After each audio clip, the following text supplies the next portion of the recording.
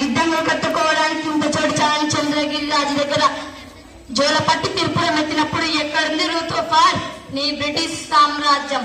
పొరపాటున కూడా అలా ఊహించవద్దు. ఇది నా మాతృభూమి. ఇక్కడ మట్టి పవిత్రం, నీరు పవిత్రం, గాలి పవిత్రం. 1000 జన్మలైనా పుడతా, ఈ పుణ్యభూమిలోనే పుడతా, నా ప్రజల సముచరణకి పడుతా. స్వరాజ్యం అనేది ఒకరు ఇస్తే పుచ్చుకునే బిచ్చం కాదు, పోరాడి గెలుచుకునే హక్కు. రక్త మాంసములు దారపోసి రక్షించుకోవాల్సిన వరం. దాన్ని నేను కోరేది మేధావులు సంపన్నులని భావించే స్వరాజ్యం కాదు, అట్టడుగున ఉన్న మనిషికి కూడా స్వేచ్ఛావాయువు పీల్చేటటువంటి స్వరాజ్యం.